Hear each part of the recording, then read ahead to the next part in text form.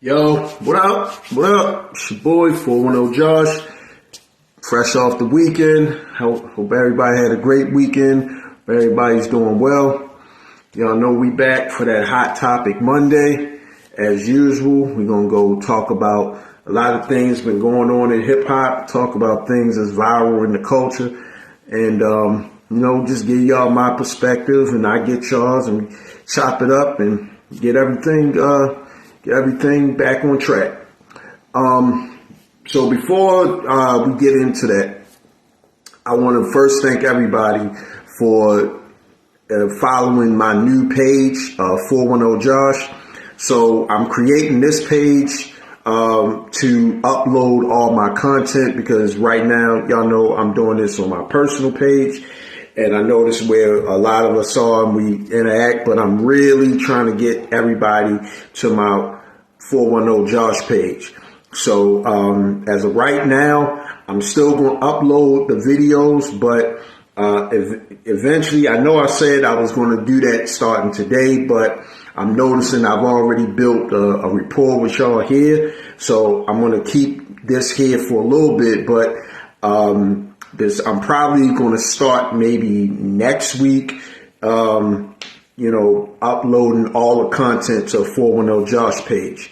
So, but I appreciate everybody accepting the invite and following the page. So y'all still gonna get the content, get the weekly videos. So if you haven't done so, follow me on my new Facebook page, 410 Josh. And then you know what you always got to do. You go to my YouTube page, hit that subscribe button, 410 Josh, hip-hop_4123. Like, share, subscribe, comment. Y'all know what it is. So we about to get into some of the viral news today. A lot of things that has been happening. First big thing, we got to acknowledge a big birthday shout out. Happy Born Day, Soul Day, however you want to call it, to most people's favorite rapper of all time. It's not even a debate that he's one of the greatest. Most people consider him the greatest, but he's at the top of everything that hip hop represents, which is MondayJay-Z Carter. Hov is 54 years old today. And that is wild because I remember when Jay first came out in 96. I know he's out a little bit before then, but most of us, got to know Jay, the Jay-Z that we know starting in 1996 with reasonable doubt. So today, December 4th, Jay-Z is 54 years old. Happy birthday to him. One of our biggest icons, probably the biggest icon outside of Tupac. Hov is just, he's at the top of everything. He's the top businessman. He's earned the most money. He's had one of the biggest record labels. He's sold the most records. He's done, probably the most features. He's gotten countless album after album. His track record, just is second to none. Every single one of his albums to date has gone number one. Like he said in Blueprint, only the Beatles, nobody ahead of me. As far as them stats, the only person that was as bigger than Jay is the Beatles.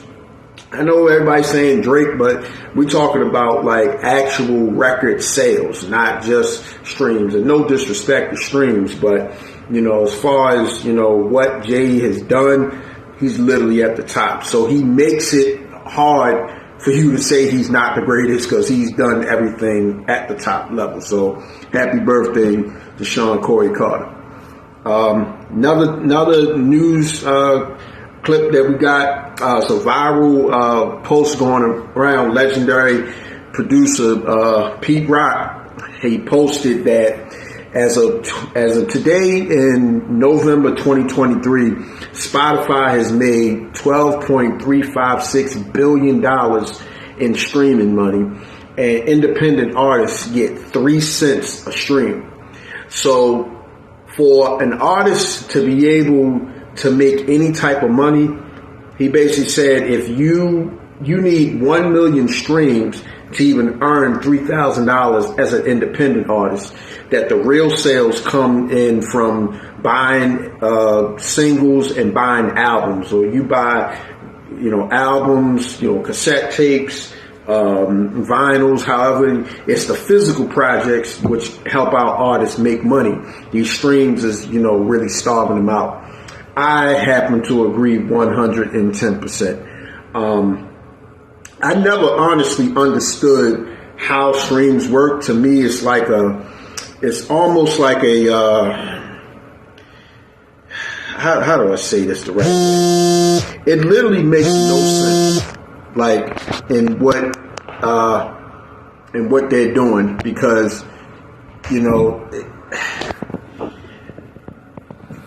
the way how do you qualify a stream? Because let's say you upload a snippet. Most snippets are 30 seconds long. How do you know how many fans are honestly listening to that entire snippet? There's people that hear the first 3 bars, and that could be the first 5 seconds or the first, 2 bars, and they cut it off. But that counts as a stream. I don't understand that. And most songs today are like a minute 50, 2 minutes long. You're rarely getting a 3-minute, 30-second record anymore. So it's like, I don't know how you really qualify that. So I feel Pete Rock on that. It's frustrating. It's really frustrating at how you put all this work in, 30 plus years, and you have to sacrifice your art on a platform where you only making about 3 cents a song, and you barely making any money because everybody, you don't even own your masters. So I don't know. I really don't understand it. So Pete Rock, he got a point. I think we need to do a little more research and a little more history on how these things gotta work. Also, legendary artist Fat Joe. He made the news, said he lied in 95% of his raps. So of course everybody ran with that and was making it like, oh, Fat Joe never lived where he rapped. I immediately got what he was saying. Fat Joe basically was saying is, he lived a real street life. And I think there's no debate about that. If you know Fat Joe, career, he's always been the thorough. He was the Suge Knight of New York at one point. So what Suge was in the 90s, that's what Fat Joe was to New York.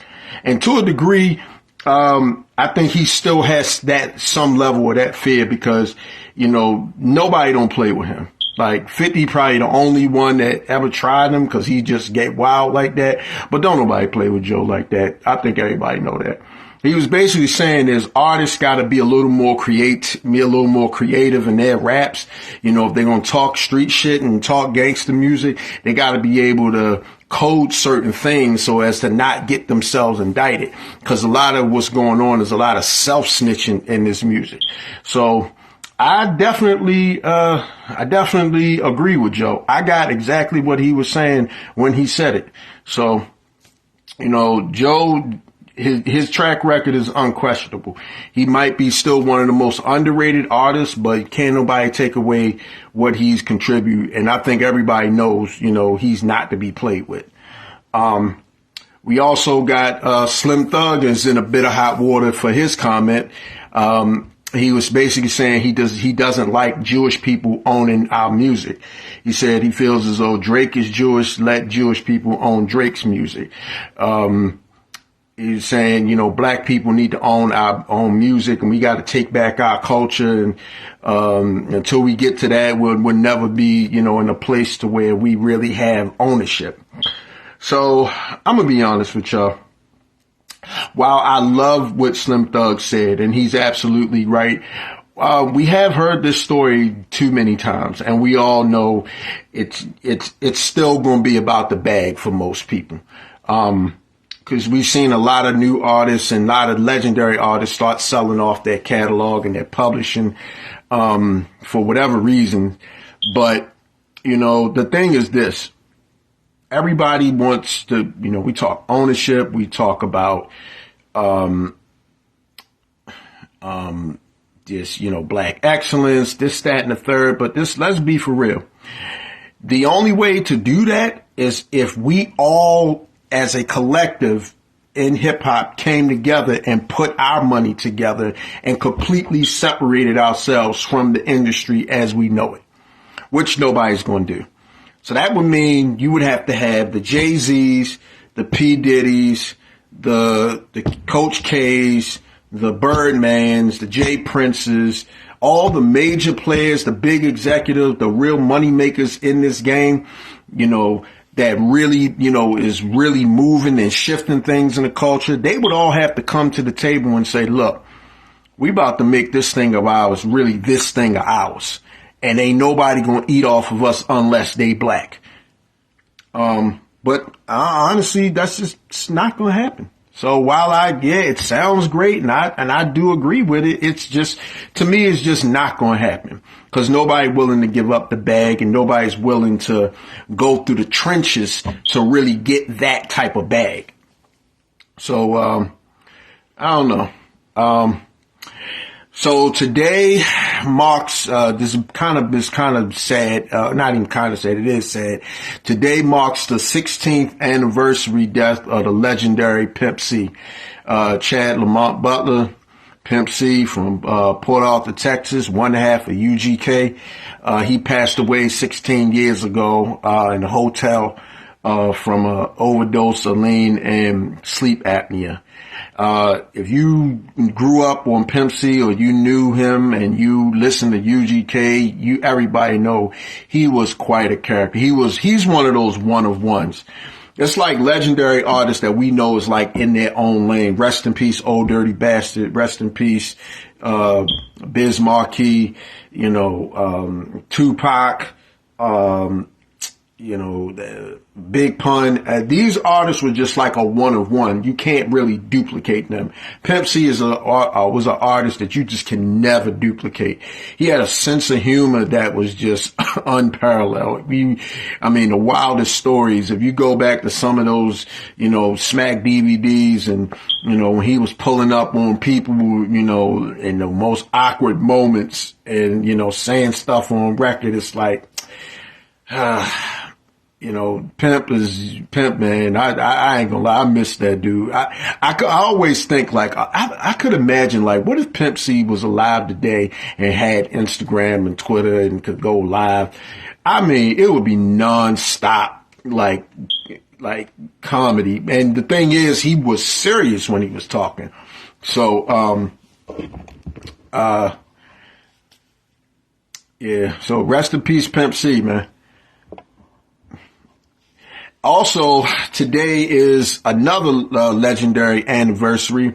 Today is the 22nd anniversary of Ether. Nas Ether dropped 22 years ago today. And that's the irony that Nas dropped Ether on Jay-Z's birthday 22 years ago. That takes a sick mind. You gotta hand it to Nas for that. Everybody knows what Ether did. Legendary, hip hop battle, arguably the greatest hip hop battle of all time between Jay-Z and Nas. Jay-Z came with, you know, the freestyle at Hot 97, concert saying, you know, asked Nas, he don't want it with Hov. Nas replied with the Stillmatic freestyle. Jay-Z replied with Takeover. Then Nas replied with the Ether. And then Ether just went way, you know, beyond anybody's expectations, what anybody ever think. And then, of course, Jay dropped Super Ugly, but nobody really cared about that. But Ether, I posted this a while ago on my timeline. I always say this. Most people will say Hit 'Em Up is the greatest diss record of all time. At 41, I don't say that anymore because when I listen to Hit 'Em Up now, Hit 'Em Up is more the lines of a beef record, or more of like a banging on wax. Like I said, most people probably won't say it's an actual banging on wax, because Pac wasn't a quote unquote gangbanger per se, but the stuff he was saying in Hit 'Em Up is more of that's more of something you beefing with somebody. That means you trying to pull up and get the gunfire, get the gunplay, the knife work, or whatever. So I don't say Hit 'Em Up is the greatest diss record of all time. Well, some people say No Vaseline. I don't have a problem with that either. But I just feel like Ether is the bar. It's the standard of how you measure a diss record. When people say you dissing, they want to know, is you hitting them on the Ether level or above? So if Ether is here, your diss record gotta be here with it or above it. Anything below it, it's not even going to be taken seriously at this point. And I mean, nowadays, with the way things are going in this generation, it doesn't even make sense to even battle anybody unless you are a battle rapper, because most rappers are just recording artists and they don't freestyle. So they take, diss records seriously. So that's just genius level Nas, man. That's why Nas is Nas. And, most people, I don't even say most people can even deny that he won that battle, because Ether became the standard of how you diss somebody. So if you don't diss somebody on an Ether level, if you're going to engage in that area of hip hop, if you're not coming that hard, it's not even worth wasting your time. Other news today, Ashanti and Nelly are apparently expecting their first child. Everybody knows Ashanti and Nelly had a long relationship. Then they broke up for a while, and, they seem to be back together, and apparently they're expecting their first child. So congratulations to both of them, and we wish them well, and, and them having a healthy baby and a healthy relationship. Other news, Casanova 2 times. He was denied a compassionate early release. Everybody know Casanova had a RICO case a couple years ago that was delayed due to the pandemic and some other things. He had a RICO case with the Gorilla Stonebloods, and he actually took a plea deal for 15 years, where he was actually facing I think 45 to life. But he took a plea deal for 15 years for conspiracy and racketeering. He applied for early compassionate release, but it was denied because it said he hasn't even served 20% of his sentence, which is a minimum for you even to be able to appeal. So, free Casanova, man. He was a good artist, he didn't have much work, but the work that he did put out, it was pretty decent. I liked it, so, hopefully, he'll keep getting his mind right and, go back and try to get another appeal at, some point in time. So Legendary, 1/3 of Run DMC was on Drink Champs, and he actually said that he was supposed to ride in the car with Tupac the night that he was killed. Suge had them booked at his club back in the 90s in Vegas called 662, and they were, supposed to perform, and then afterwards they're supposed to ride in the car with Tupac. I'll be honest with you, and this might be true. I'm not saying that, he's lying, because only he knows, but it's just like every rapper, everybody has a story about that night with Tupac. And it's just like, I mean, you could just write a book on where were you the night Tupac died? And everybody got a story. I guarantee it. Like, they were either at the fight, in the club with him, just talked to him before the fight, saw him maybe 2 minutes after the fight, or rode down the block right before he got shot. It's like, I don't know, man. It's like, I'm glad that they weren't in that car that night, because then it would have been an even worse tragedy to lose Tupac and Run DMC in the same car. So, rest in peace, Tupac, long live Jam Master Jay. Run DMC, pioneers of the game. But it's like, okay, we got another, Tupac story. And the last story we're going to get into, so there's a viral clip going around about the Mount Rushmore of mixtapes. And right now they have, according to hiphop.com, they have Future, Jeezy, Wayne, and 50 as the Mount Rushmore of hip-hop mixtapes. So, okay. I'm not mad at this, but I'm going to say half of this is right. I'm going to just give my personal, and then I'm going to get y'all's because I want to hear what y'all got. So on my Mount Rushmore of mixtapes, the first would be D Block. And when I say D Block, that includes all the Locks mixtapes and all the solo Locks mixtapes from Chic, Styles, to Kiss. D Block mixtapes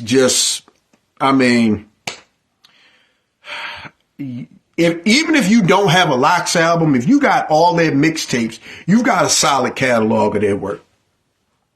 Because just about all of their mixtapes, I think it might be one or two that I wasn't too fond of, but for the most part, D Block mixtapes are the best mixtapes that you're going to find. Next, I definitely would say 50. 50 revolutionized the mixtape game, the way he was coming in the game at a time where the South was just dominating with snap music and, the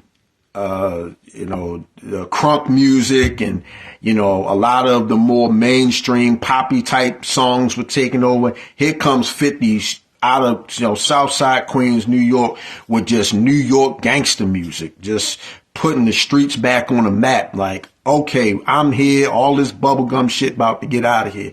So I definitely got to give it to 50. And I'm going to just say G Unit as a whole. So that would include 50 mixtapes, Bank, and Yale, the original G Unit, nothing against Buck and Game, but they came a little bit later on. But the original G Unit era mixtapes, Automatic Gunfire, Bulletproof, 50 Cent is the Future. Yeah, them mixtapes was it. The next one, I would definitely go Jeezy. Jeezy just, with trap music, like, he just lit the streets on fire. I know most people, it's always the Jeezy, Gucci, debate, but for me, it was just Jeezy. Like, his Trap or Die trilogy, The Prime Minister, what else? Politically Correct, The Real Is Back 1 and 2. Like, Jeezy mixtapes was, man, like, he really lit the streets up. Like, really, really lit the streets up.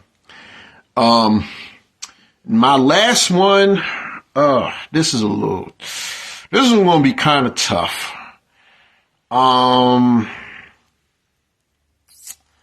Let me see. Cause there's a lot, there's some honorable mentions, there's some ones that I want to name, but it's like, honestly, I'm going to have to give this one to Fab. I'm going to give it to Fab. The reason why I'm going to give it to Fab, because it's not too many mixtapes that can compete with the Soul Tape trilogy. To me, the Soul Tape trilogy is the greatest mixtape trilogy of all time. Like, you got Trap or Die, trilogy. You got, you had Gucci with the Trap House, and, he had, but I know Wayne with the Dedication, but to me, Fab, them mixtapes, the Soul mixtape trilogy itself just bodies a lot of pride. It bodies really a lot of albums.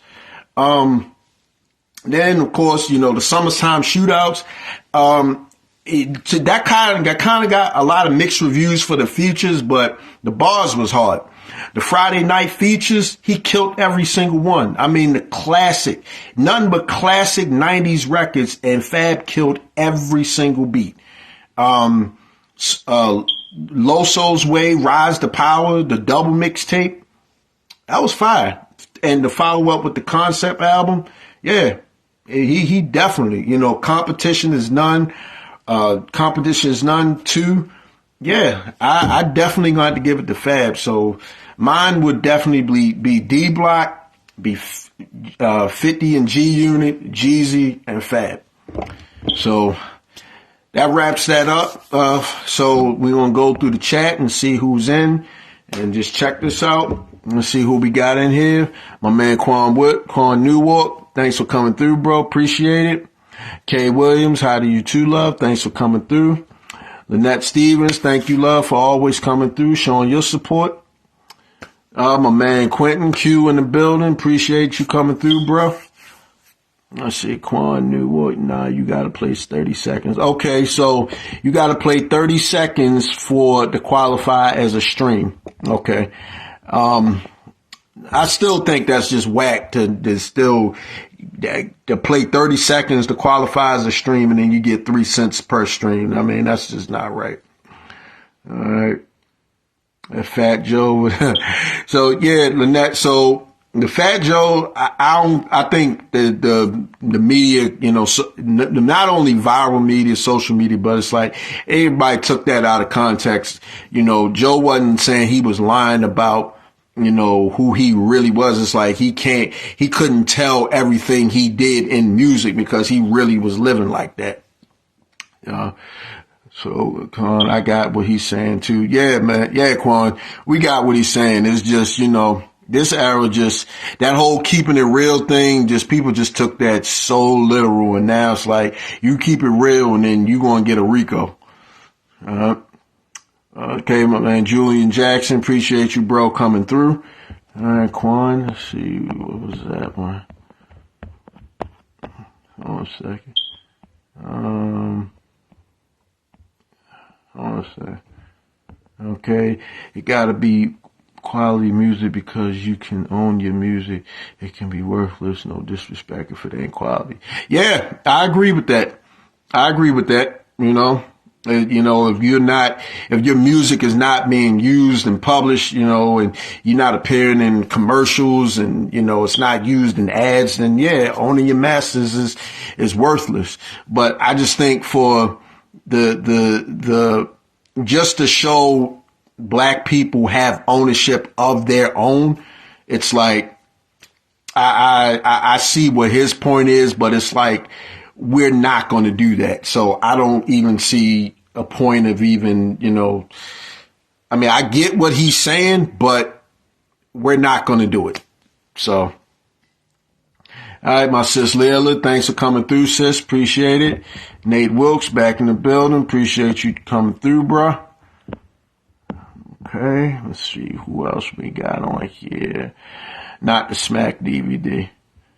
Not the Smack DVD. I don't know what that was from. That's the illest shit ever on his birthday. Yup, yeah, bro. That definitely was ill because who'd have thought? I mean, you gotta figure, they always say Jay would drop on the same day as Nas, so Nas turned around and dropped the greatest diss record of all time on his birthday. So, hey. Yeah, it's definitely some wicked genius going on in Nas' head. Against all odds, greater than hit him up. That's always been a debate too, because he went crazy on that one too. Like, this little nigga named Nas think he live like me, talking about he left the hospital, took 5 like me. Pac went crazy when he was dissing, but I just think Hit 'Em Up is more of a beef record. Like, that's some banging on wax type of music. Like, that's not really battling. Yeah, it was beef, not a beef track. It's beef, but it is a beef track in the sense of what he's saying, because it's different. It's like think about it like this. When Jay came and said, Two of your sisters do. One was the other was Illmatic. That's a one hot album every 10-year average. That's a battle track. Like, that's critiquing your musical, that's critiquing your musical career. When Pac came out and said, fuck you, die slow, my fofo, make sure all y'all kids don't grow, fuck you and your motherfucking mama. Like, that's beef. Like, you went at a man's kids, you went at his mother, you said fuck his homies. Like, I mean, even the way the track starts off, first off, fuck your bitch in the clique you claim. Like, you just went at my homies, my girl, my mother, my kids. That's the recipe for beef on a track. They still use ether as the euphemism. Exactly. Facts, Nathan. Ether is the bar. So if you don't make a diss record ether level or better, it's not even worth putting it out. Okay, Amanda Nicole, thanks, love, for coming through. Appreciate your support. Let's see, what else we got on here? I got a lot of hot tonight, man. Let's see. Sorry, I'm trying to come through. Haha, Scruffy dude. Yeah, I'm gonna get it cleaned up, but I gotta thug it out in the winter a little bit. Okay. Pterodactyl, appreciate you coming through, bro. Cannabis mentioned his hip hop. Cannabis mentioned his contribution to hip hop is insane, but no one recognizes. Yeah, Second Round Knockout is definitely one of the greatest diss records of all time, because that was the first time we seen LL against the ropes like that. Because prior to that, LL was just, anybody battle LL, he was just smacking them out the way. Like, he was treating them like they was nothing. But Cannabis came with that Second Round Knockout, and we like, whoa. And then he had the video, and then Mike Tyson was in the record. It was like, okay, LL, yeah, we need you to get off them sitcoms and come back to this rap shit, because it is looking a little rough for you. But of course, LL, being who LL is, came in, Can I Bust, and then followed it up with Back Where I Belong, and just ended it for Cannabis. So, alright, Sheree, my little cousin, appreciate you coming through, little cuz. Big bro, Rick Carpenter, thanks for coming through. What up, big bro? My other big homie, Brandon Curry, appreciate you coming through, bro. So, okay, looks like that's everybody that came through.